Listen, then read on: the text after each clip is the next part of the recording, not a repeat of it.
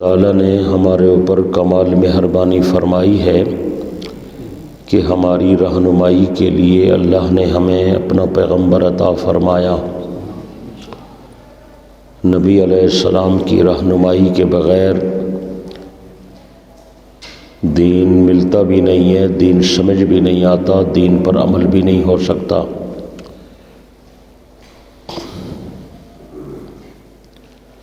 نبی علیہ السلام کا مقام اتنا اونچا اور بلند ہے، ہم لوگ پیغمبر کے مقام کو صحیح طریقے میں سمجھ بھی نہیں سکتے۔ پیغمبر کا مقام سمجھنے کے لیے یا تو کوئی پیغمبر ہو وہ سمجھے، عام آدمی کے سمجھ سے یہ بات زیادہ بالا تر ہے۔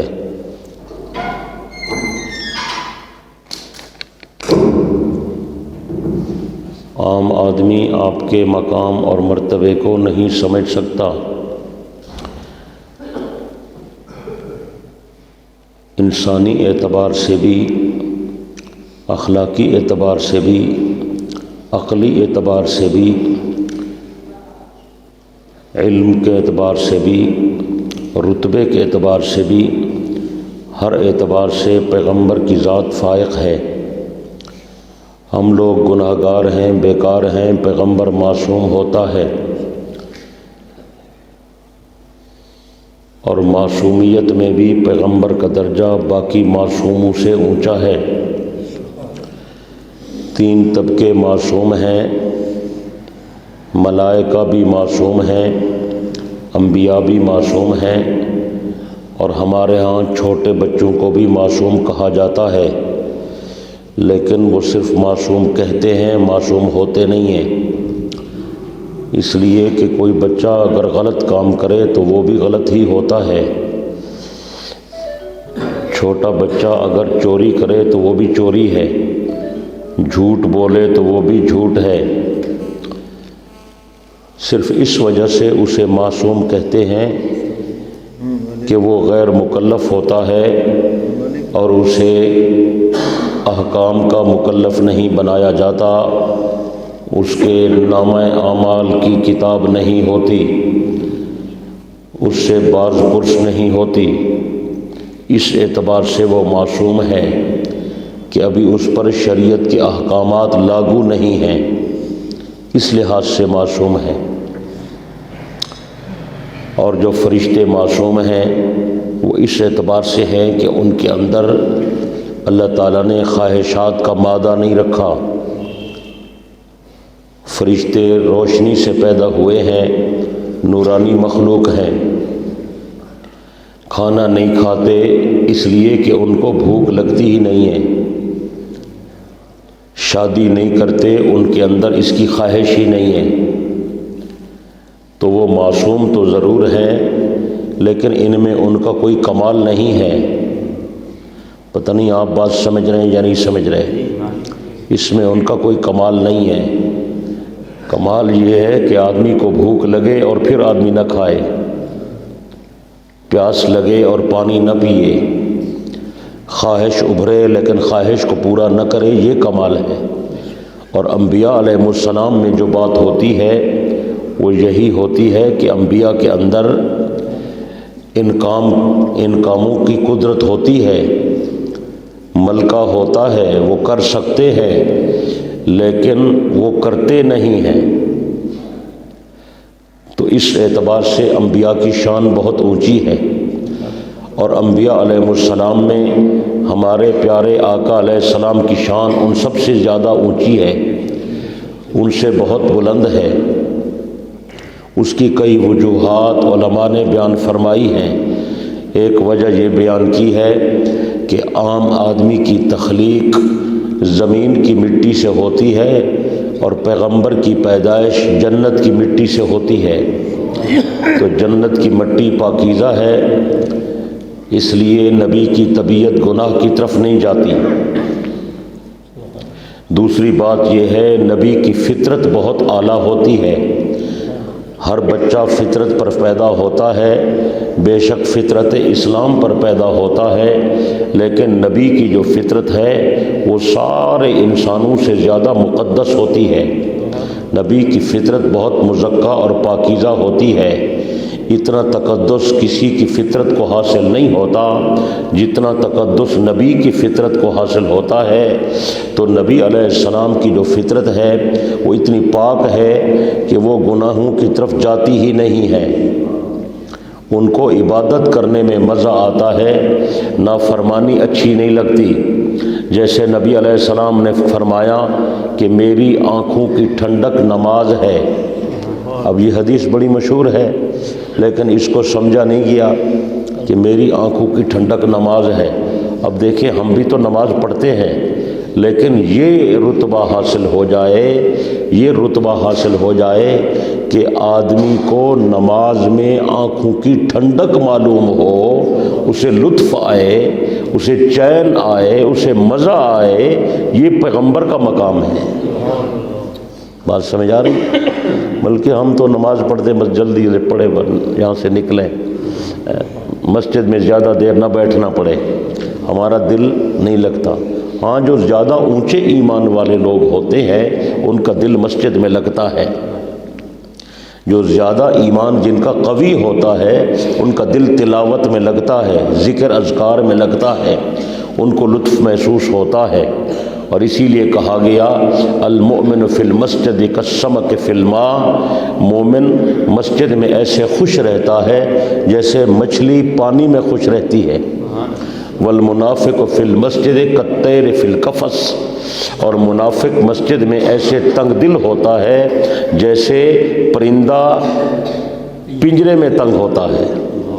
جیسے پرندہ پنجرے میں تنگ ہوتا ہے، منافق مسجد میں تنگ ہوتا ہے، اور جیسے مچھلی پانی میں خوش ہوتی ہے ایسے مومن مسجد میں خوش ہوتا ہے۔ تو جب ایک مومن کا یہ حال ہے تو پیغمبر کا مقام تو بہت اونچا ہے۔ تو نبی علیہ السلام نے کیا فرمایا؟ مجھے نہ میری آنکھوں کی ٹھنڈک، قرۃ عینی فی الصلاۃ۔ اور حضرت قاری طیب صاحب رحمۃ اللہ علیہ نے بڑا عجب نکتہ لکھا ہے، انہوں نے فرمایا چونکہ پیغمبر کو نماز پڑھنے میں زیادہ مزہ آتا ہے اور نماز میں لطف ملتا ہے اور عبادت میں پیغمبر کی آنکھیں ٹھنڈی ہوتی ہیں، تو اللہ نے وفات کے بعد بھی اپنے پیغمبر کو قبر میں نماز پڑھنے کی اجازت دی ہے تاکہ میرے پیغمبر کی وہاں آنکھیں ٹھنڈی ہوتی رہیں۔ کچھ سمجھ آئیے بات کہ آپ قبر مبارک میں بھی نماز پڑھتے ہیں اور انبیاء سارے قبروں میں نماز پڑھتے ہیں۔ یہ حدیث میں مضمون آیا ہوا ہے نا کہ انبیاء قبروں میں نماز پڑھتے ہیں، یہ پکی بات ہے۔ یعنی انبیاء علیہ السلام نماز جو پڑھتے ہیں زندہ ہوتے ہیں تو پڑھتے ہیں نا، اگر زندگی نہ ہو تو پھر نماز کیسے پڑھتے ہیں؟ تو اس سے معلوم ہو گیا کہ انبیاء کو حیات حاصل ہے، اور یہ حیات صحیح احادیث سے ثابت ہے، کسی کمزور حدیث میں نہیں ہے، صحیح حدیث میں یہ بات آئی ہوئی ہے۔ جناب امام الانبیاء صلی اللہ علیہ وسلم نے فرمایا الانبیاء احیاء فی قبورہم یصلون، انبیاء اپنے قبروں میں زندہ ہوتے ہیں، نمازیں بھی ادا فرماتے ہیں۔ دونوں چیزیں آ گئی، نبی اپنی قبروں میں زندہ ہیں، نمازیں بھی پڑھتے ہیں۔ ہم طلباء کو پڑھاتے رہتے ہیں، اس میں ان کو بتاتے ہیں زید قائم، زید قائم ہے۔ بھئی زید کہاں قائم ہے؟ جہاں موجود ہے وہاں قائم ہے۔ تو نبی کہاں زندہ ہے؟ جہاں موجود ہے وہاں زندہ ہے۔ لیکن آگے پھر وضاحت، اتنی بات ہوتی تو بھی کافی تھی، مگر آگے یہ کہہ دیا گیا کہ الانبیاء احیاء فی قبورہم، کہ وہ اپنی قبروں میں زندہ ہے۔ اور آگے پھر مزید وہاں کی زندگی کی ایک بہت بڑی دلیل پیش کر دی گئی، الانبیاء احیاء فی قبورہم یصلون، نبی اپنی قبروں میں زندہ ہے، نمازیں بھی پڑھتے ہیں۔ زندگی کی جو علامت ہے نا وہ کیا ہے؟ حرکت۔ زندگی کی علامت کیا ہے؟ حرکت۔ حرکت بندہ کرتا ہے، بندہ زندہ ہے۔ بھائی حرکت سے زندگی معلوم ہوتی ہے نا۔ تو ایک ہے عام حرکت، ایک ہے خاص حرکت، ایک ہے ویسے ہاتھ پاؤں ہلانا، یہ بھی زندگی کی علامت ہے، لیکن جو سب سے اعلیٰ حرکت ہے وہ یہ ہے کہ آدمی عبادت کرے، اٹھے بیٹھے، رکوع سجدہ قیام تشہد، سبحان ربی العظیم سبحان ربی الاعلیٰ، زبان بھی حرکت کرے، دل بھی حرکت کرے، دماغ بھی حرکت کرے، اعضاء بھی حرکت کرے، ہاتھ پاؤں بھی حرکت کرے، کبھی رکوع کرے کبھی سجدہ کرے، یہ سب سے اعلیٰ درجے کی حرکت ہے۔ تو اس سے معلوم ہوا کہ انبیاء علیہ السلام اگر اپنی قبروں میں نمازیں پڑھتے ہیں تو ان کی حرکت اعلیٰ ہے، تو عبادت اعلیٰ ہے، اور عبادت اعلیٰ ہے تو وہاں کی زندگی بھی اعلیٰ ہے۔ کچھ سمجھ آ رہی بات؟ تو میں یہ عرض کر رہا تھا انبیاء کی معصومیت کی بات۔ ایک یہ ہے کہ نبی علیہ السلام کی تخلیق جنت کی مٹی سے ہے، ایک یہ ہے کہ انبیاء علیہ السلام اللہ تعالیٰ نے ان کو یہ مقام دیا کہ ان کی فطرت بہت اونچی ہے، بہت پاکیزہ ہے، تو فطرت مقدس ہے تو پھر معصومیت بھی اعلیٰ ہے۔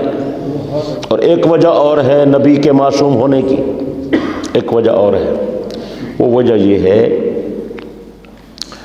یہ ہے کہ نبی کو ہر وقت اللہ کے جلال و جمال کا مشاہدہ ہوتا رہتا ہے۔ اب بندہ ہر وقت اللہ کو دیکھ رہا ہو یا اللہ پاک اس کے سامنے ہو، جی وہ مشاہدہ بھی کر رہا ہو تو وہ گناہ کر سکتا ہے، نافرمانی کر سکتا ہے، سوال ہی نہیں پیدا ہوتا۔ ایک حدیث میں بھی آیا ہوا ہے، اللہ کی عبادت ایسے کرو جیسے تم اسے دیکھ رہے ہو، بہت اونچا مقام ہے۔ فَإِن لَّمْ تَكُن تَرَاهُ فَإِنَّهُ يَرَاكَ، اگر یہ مقام حاصل نہیں کر سکتے کہ تم اسے دیکھو تو یہ درجہ تو حاصل کرو کہ نماز میں یہ تصور تو کرو کہ اللہ مجھے دیکھ رہا ہے۔ میرے خیال ہے یہ درجہ بھی کسی ولی کو حاصل ہوگا آج کل تو، کہ یہ خیال آئے کہ جی میں نماز پڑھ رہا ہوں میرا رب مجھے دیکھ رہا ہے، ایسے ہے یا نہیں ہے؟ اور یہ مقام کہ آدمی نماز پڑھے اور وہ یہ سمجھے کہ میں اللہ کو دیکھ رہا ہوں، یہ تو بہت اونچی بات ہے، اور یہ انبیاء کو حاصل ہے۔ بات سمجھ آئی ہے نہیں سمجھ؟ فَاعْبُدْ رَبَّكَ كَأَنَّكَ تَرَاهُ، تو رب کی عبادت ایسے کر جیسے اللہ کو دیکھ رہا۔ فَإِن لَّمْ تَكُن تَرَاهُ فَإِنَّهُ يَرَاكَ، فَإِن لَّمْ تَكُن تَرَاهُ فَإِنَّهُ يَرَاكَ۔ اگر یہ درجہ حاصل نہیں کر سکتا تو یہ تو حاصل کر لے کہ میرا اللہ مجھے دیکھ رہا ہے۔ یا اللہ ہم تجھے دیکھ بھی سکتے ہیں۔ حضرت مولانا سید حسین احمد صاحب مدنی رحمۃ اللہ علیہ نے ایک عجیب بات فرمائی، انہوں نے فرمایا فَاعْبُدْ رَبَّكَ كَأَنَّكَ تَرَاهُ، تو اللہ کی عبادت ایسے کر جیسے تو اسے دیکھ رہا ہے۔ فَإِن لَّمْ تَكُن، اگر تو نے اپنے آپ کو بالکل مٹا دیا، اگر تو نے اپنے آپ کو بالکل زیر کر دیا اور تو نے عاجزی اور انکساری کی اور تکبر کو ختم کر دیا اور تو نے اپنے آپ کو بالکل پست کر دیا اور مٹا دیا، تراہو، تجھے اس کا دیدار نصیب ہو جائے گا۔ فَإِنَّهُ يَرَاكَ، کیونکہ وہ تو تیرے سامنے موجود ہے۔ تو اس کو دیکھنے کے لیے یہ مقام ہے کہ آدمی اپنے آپ کو مٹا دے۔ اور ہمارے اندر تو تکبر ہے، بڑائی ہے، غرور ہے، ہم تو اپنے آپ کو بہت کچھ سمجھتے ہیں۔ اللہ تعالیٰ ہمیں تکبر سے بچائے، بہت بڑی بیماری ہے بھائی تکبر۔ نبی علیہ السلام نے فرمایا جس کے دل میں رائی کے دانے کے برابر تکبر ہوگا جنت نہیں جائے گا، جنت کی خوشبو بھی نہیں سونگھے گا۔ اللہ ہمیں کبر سے بچائے، تعلی سے بچائے، بڑائی سے بچائے، غرور سے بچائے۔ اللہ عاجزی نصیب فرمائے، اللہ اپنی رضا نصیب فرمائے، اپنی ذات کا تعلق اور قرب نصیب فرمائے، عبادت کا شوق اور ذوق عطا فرمائے۔ تو میں معصومیت کی بات عرض کر رہا ہوں۔ تو ایک معصومیت کی وجہ اور ہے کہ نبی معصوم کیوں ہوتا ہے، ایک وجہ اور ہے، وہ وجہ یہ ہے کہ ہر وقت نبی کے اوپر اللہ تعالیٰ کی حفاظت کا ہاتھ ہوتا ہے۔ ایک لمحہ کے لیے بھی اللہ کی حفاظت پیغمبر سے جدا نہیں ہوتی۔ جب ہر وقت حفاظت ہے تو نبی گناہ کیسے کرے؟ بات سمجھ آئیے؟ تو نبی معصوم ہیں، معصومیت کی بات ہے۔ بعض لوگوں کو غلط فہمی ہوئی، انہوں نے یہ لکھ دیا کہ جی نبی چونکہ انسان ہوتا ہے، کبھی کبھی اللہ تعالیٰ اپنی حفاظت ہٹا لیتا ہے اور اس سے غلط کام کروا لیتا ہے تاکہ پتہ چل جائے کہ بھئی یہ انسان ہے اور یہ خدا نہیں ہے۔ نعوذ باللہ من، بہت غلط بات کہی ہے انہوں نے۔ ایک لمحہ بھی، ایک لحظہ بھی، بلکہ آنکھ کی پلک جھپکنے کے برابر بھی اللہ کی حفاظت نبی سے جدا نہیں ہوتی۔ ہر وقت اللہ حفاظت فرماتا ہے، ہر وقت۔ آپ نے سنا نہیں ہے دشمنوں نے منصوبہ بنایا پیغمبر پر پتھر کی چٹان گرا دے، اللہ نے نبی کو بتا دیا۔ دشمنوں نے منصوبہ بنایا کہ پیغمبر کو قتل کر دیں، نعوذ باللہ، اللہ نے نبی کو بتا دیا اور تدبیر بھی بتا دی کہ دشمن باہر کھڑے ہیں، آپ قرآن پڑھتے جائیں اور باہر نکلتے جائیں۔ قرآن پڑھنا آپ کا کام ہے، حفاظت کرنا میرا کام ہے۔ دشمن باہر محاصرے میں کھڑے رہے، نبی علیہ السلام باہر نکلے، مٹی کی مٹھی اٹھا کر ان کے منہ پر پھینکی، وہ مشرکین آنکھیں ملتے رہے اور پیغمبر حفظ و امان وہاں سے تشریف لے گئے۔ خدا کی حفاظت تھی نا جی، اور حفاظت دائمی ہے۔ اللہ اکبر کبیرہ۔ پوری زندگی پیدائش میں، بچپن میں، لڑکپن میں، جوانی میں، شباب میں، نبوت کے اعلان میں، دعوت میں، تبلیغ میں، جہاد میں، سفر میں، حضر میں، گھر میں، باہر میں، انفرادی زندگی، اجتماعی زندگی، کوئی لمحہ ایسا نہیں ہے جب اللہ نے حفاظت نہ فرمائی ہو۔ بلکہ میں کہتا ہوں پیغمبر علیہ السلام کی رحلت ہو گئی، وفات ہو گئی، پھر بھی حفاظت ہے۔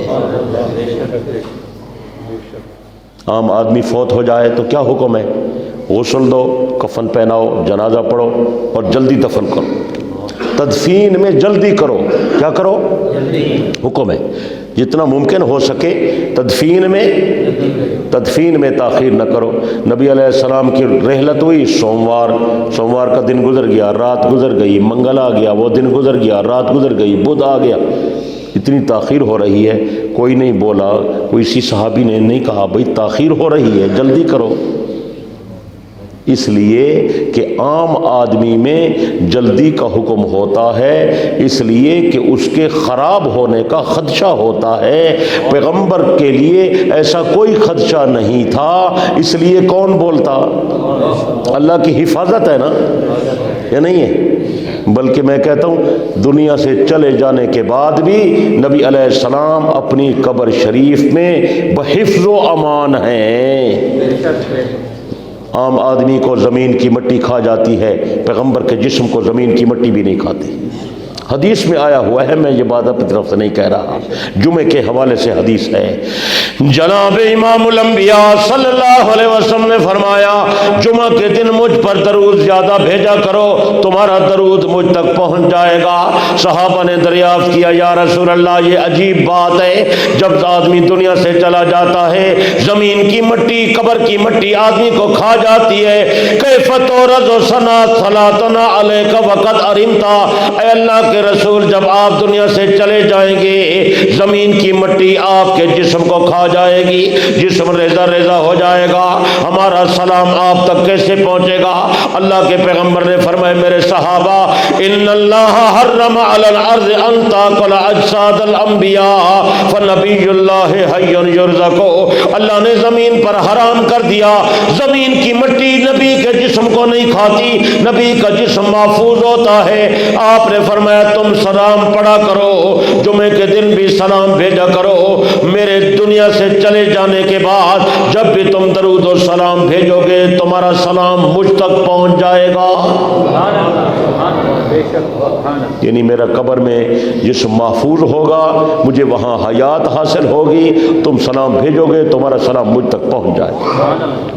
حضرت عبداللہ ابن عمر رضی اللہ تعالیٰ عنہما کی عادت مبارک تھی، جب مدینہ منورہ سے باہر جاتے تھے پہلے نبی علیہ السلام کی قبر انور پر آتے تھے، پیغمبر کو سلام عرض کرتے تھے، پھر باہر کا سفر کرتے تھے، جب سفر سے واپس آتے تھے مدینہ منورہ داخل ہوتے تھے، پہلے پیغمبر کی قبر پر آتے تھے، پہلے پیغمبر کے حجرے مبارک پر آتے تھے، پہلے صلاۃ و سلام عرض کرتے تھے، پھر اپنے گھر میں جاتے تھے۔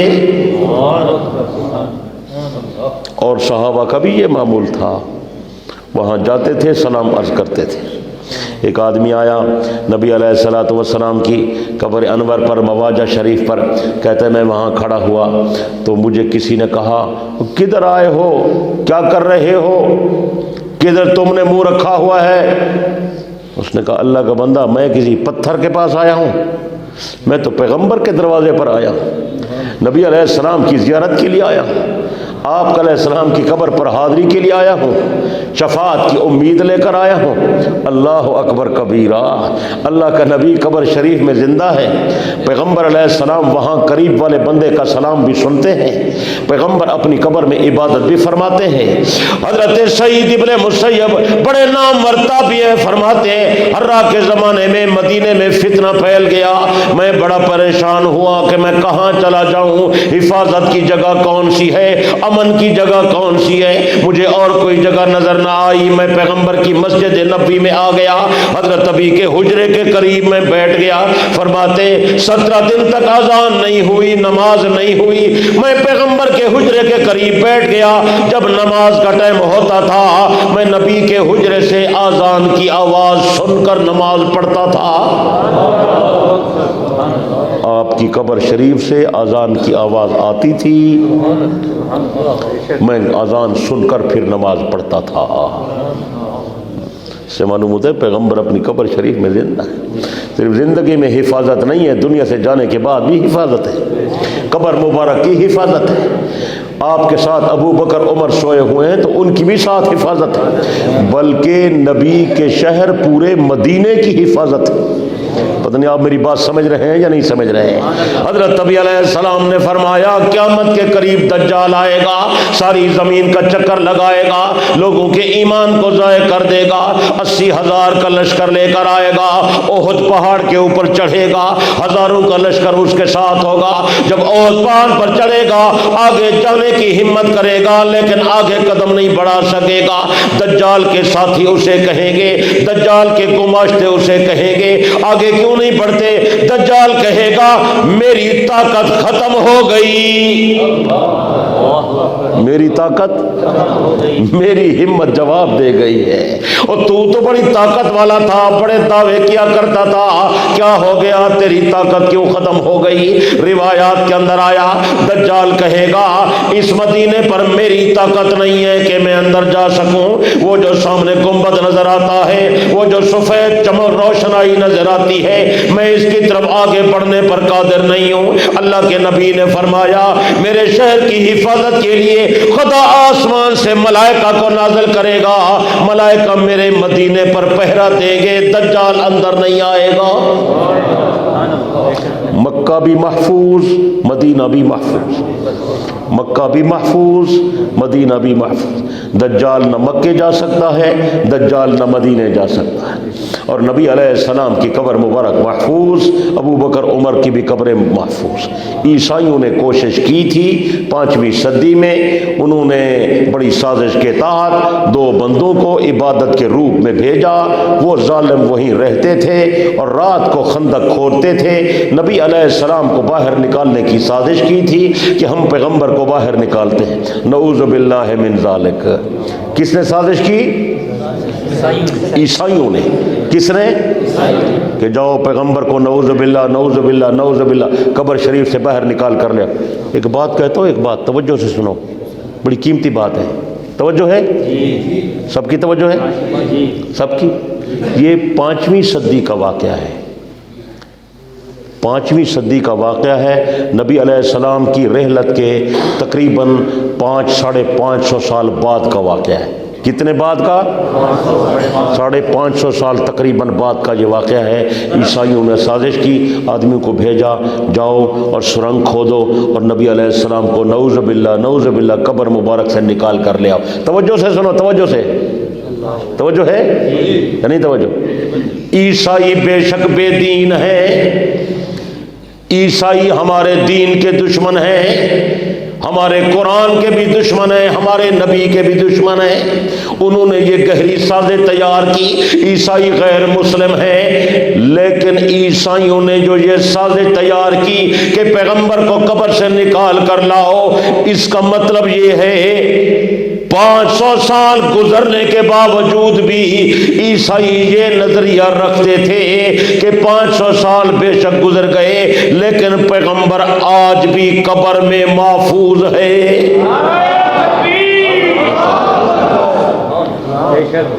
اگر زمین کی مٹی کھا گئی ہے تو پھر نکالنے کا کیا مطلب ہے؟ اور نہیں سمجھے، میں بڑی گہری بات کہہ رہا ہوں۔ اس کا مطلب یہ ہے دشمنوں کو بھی یہ بات سمجھ آ گئی، اتنا عرصہ گزرنے کے بعد زمین کی مٹی نبی کے جسم کو نہیں کھاتی، نبی کا جسم محفوظ ہے، لہذا اسے نکال کر لاؤ۔ عیسائیوں نے تو مان لیا، لیکن آج کل کچھ نام نہاد مسلمان نہیں مانتے۔ عیسائیوں نے تو مان لیا پیغمبر محفوظ بھی ہے، پیغمبر موجود بھی ہے اپنے روزے میں، پیغمبر زندہ بھی ہے، لہذا نکال کر لاؤ۔ آج کل کچھ نام نہاد مسلمان ہیں، وہ نہیں مانتے۔ اللہ ان کو سمجھنے کی توفیق عطا فرمائے۔ بہرحال انہوں نے سازش تیار کی، وہ آدمی گئے سرنگ کھودتے تھے، مٹی نکالتے تھے، نبی علیہ السلام کی اس قبر شریف کے قریب پہنچے ہوئے تھے۔ سلطان نور الدین زنگی کا زمانہ تھا اور وہ دمشق میں رہتا تھا۔ اس نے رات کو خواب میں دیکھا نبی علیہ السلام کی زیارت نصیب ہوئی۔ آپ نے فرمایا یہ دیکھ رہے ہو، یہ بندے سامنے، شکلیں ان کی دکھائیں، یہ دیکھ رہے ہو یہ کتے ہیں، مجھے سونے نہیں دیتے، جاؤ ان کتوں کا بندوبست کرو۔ سلطان نور الدین زنگی گھبرا کر اٹھا، وہاں سے چلا، لمبا سفر تھا، 17 دن کے بعد مدینہ منورہ پہنچا۔ وہاں آ کر سب لوگوں کو جمع کیا، چھوٹا سا شہر تھا مدینہ، سب لوگ آئے اور وہ 2 آدمی نہ آئے۔ آپ نے فرمایا کچھ لوگ نہیں آئے، انہوں نے کہا سب آ گئے، فرمایا نہیں کچھ نہیں آئے۔ تو کسی نے بتایا 2 آدمی نہیں آئے، وہ بڑے نیک ہیں، بڑے پرہیزگار ہیں، وہ عبادت میں لگے رہتے ہیں۔ آپ نے فرمایا وہ پرہیزگاروں کو بلاؤ نا۔ وہ جب ان پرہیزگاروں کو بلایا، لبادہ اوڑھا ہوا تھا عبادت کا اور اندر دل میں کفر بھرا ہوا تھا، پیغمبر کا بغض بھرا ہوا تھا۔ وہ آئے تو حضرت پہچان گئے کہ یہی خبیث ہیں جن کی شکلیں مجھے خواب میں دکھائی گئیں۔ ان کو پھر انہوں نے سولی پر لٹکایا، کیفر کردار تک پہنچایا۔ جا کر دیکھا تو وہ سرنگ بالکل آپ کی قبر شریف کے قریب پہنچی ہوئی تھی۔ تو سلطان نور الدین زنگی رحمۃ اللہ علیہ نے آپ علیہ السلام کے اس حجرے کے باہر چاروں طرف ایک خندق کھودی، اس میں پگھلا ہوا سیسا سکہ ڈال کر اس کی بنیاد کو مضبوط کیا اور پھر اس پر عمارت تعمیر کر کے اوپر پورا حجرہ اور کمرہ پھر گنبد بنا دیا۔ اللہ نے اپنے پیغمبر کی حفاظت فرمائی، اور اسی طرح ابو بکر عمر کو نکالنے کے لیے کئی مرتبہ سازش کی۔ ایک دفعہ حلب کے کچھ بدبخت آئے تھے، انہوں نے والی مدینہ کو دھوکہ دیا، ہم رات کو آئیں گے اور کہو اپنے دربان سے کہ مسجد نبوی کھول دے، ہم صرف صلاۃ و سلام عرض کریں گے، چلے جائیں گے۔ والی مدینہ نے ان کو اجازت دے دی اور دربان سے کہا رات کو حلبی مہمان آئیں گے، دروازہ کھول دینا۔ چنانچہ رات کو جب آئے، اس دربان نے دروازہ کھولا تو یہ بدبخت بری نیت سے آئے تھے اور ہتھیار لے کر آئے تھے اور کلہاڑے لے کر آئے تھے اور بیلچے لے کر آئے تھے اور کسیاں لے کر آئے تھے اور جناب گھیتیاں لے کر آئے تھے، کئی چیزیں لے کر آئے تھے۔ نعوذ باللہ من ذالک، جائیں گے قبر کو کھودیں گے، ابو بکر عمر کو جدا کر دیں گے، نکال کر لے جائیں گے۔ والی مدینہ کے حکم پر مسجد کے خادم نے جب رات کو دروازہ کھولا، یہ بدبخت جب ہتھیار لے کر اندر آئے، آتے ہی انہوں نے اعلان کر دیا آج تو ہم اپنے مشن میں کامیاب ہو گئے، آج ابو بکر عمر کو نکال کر لے جائیں گے۔ میرے پیارے دوستو، دربان کہتا ہے میں مسجد نبی میں اکیلا تھا، میرے اندر ہمت نہیں تھی، میں 40 آدمیوں کا کیسے مقابلہ کرتا، میں تو اللہ کے سامنے روتے ہوئے گر گیا، یا اللہ تیرے نبی کے دشمن آ گئے، تیرے نبی کے یاروں کے دشمن آ گئے، مہربانی فرما ان کی حفاظت کر۔ دربان کہتا ہے میں نے پیغمبر کا معجزہ دیکھا، میں نے ابو بکر عمر کی کرامت دیکھی، ابھی یہ پیغمبر کے مواجہ کے قریب نہیں پہنچے تھے، زمین پھٹ گئی، 40 آدمی زمین میں غرق ہو گئے۔ صبح والی مدینہ نے بلایا دربان کو، سناؤ حال۔ رات مہمان آئے تھے، اس نے کہا حضرت مہمان تھوڑی تھے، وہ تو نبی کے دشمن تھے، اس منصوبے سے آئے تھے، ان کا یہ حال ہو چکا ہے، زمین پھٹ گئی ہے، لوگ اندر دفن ہو گئے ہیں۔ والی مدینہ نے کہا، گورنر مدینہ نے کہا، او دربان کیا کہتا ہے؟ اس نے کہا جناب تشریف لائیں، منظر تو آ کر دیکھیں، زمین مل گئی ہے، ان لوگوں کے کپڑوں اور پٹکوں کے نشانات اوپر نظر آ رہے ہیں، والی مدینہ کے جسم پر کپ کپی طاری ہو گئی، میں خدا کو کیا جواب دوں گا، اللہ کے نبی کو جا کر کیا منہ دکھاؤں گا؟ روتا ہوا دوڑتا ہوا یہاں مسجد میں آیا، آ کر دیکھا زمین مل چکی ہے، 40 کا 40 آدمی زمین میں غرق ہو چکا ہے اور ان کے کپڑوں کے نشانات اوپر سے نظر آ رہے ہیں۔ زمین کو کھودا، دیکھا لوگوں کی شکلیں مسخ ہو چکی تھیں، لوگ بندر، کتے، خنزیر اور سور بن چکے تھے۔ میرے پیارے دوستو، ان لوگوں کو خدا نے برباد کیا، اللہ نے اپنے نبی اور نبی کے یاروں کی حفاظت کا کیسے انتظام کیا؟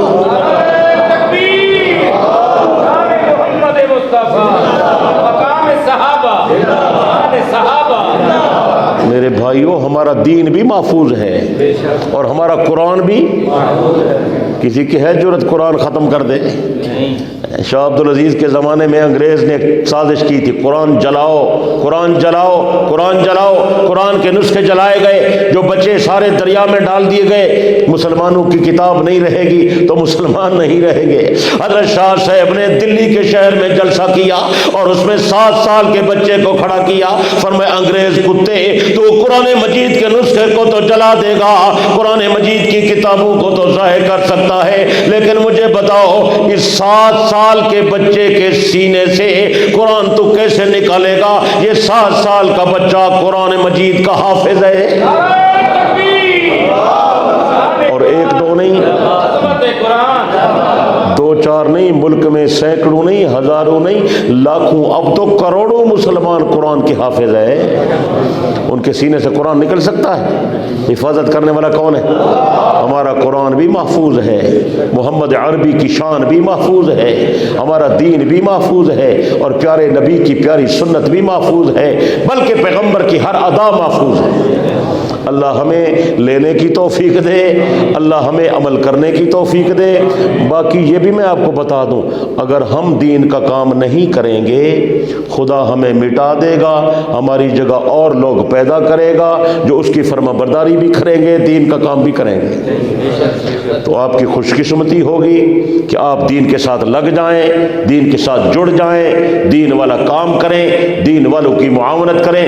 اگر دین کے ساتھ لگ جاؤ گے، یقین کریں کامیاب ہو جاؤ گے اور عزت پاؤ گے۔ آج دنیا پریشان ہے، صرف خوشحال وہی ہے جس کا اللہ سے تعلق ہے، دیندار، نمازی، مسجد والا، جماعت والا، یہی آدمی، اس کا دل واقعی تو پوری دنیا پریشان ہے۔ اگر بچنا چاہتے ہو، دین کے ساتھ جڑ جاؤ، قرآن کے ساتھ جڑ جاؤ، جو جڑے گا، جیسے قرآن محفوظ رہے گا، قرآن بچے گا، قرآن والا بھی بچے گا۔ جب عذاب آئے گا سب تباہ ہو جائیں گے، بچیں گے مسجد والے۔ مسجد سے جڑ جاؤ، مساجد کو آباد کرو، اللہ تمہارے گھروں کو آباد کرے گا، کریں گے نا؟ اللہ مجھے بھی آپ کو بھی اس کی توفیق عطا فرمائے۔ وآخر دعوانا الحمدللہ رب العالمین۔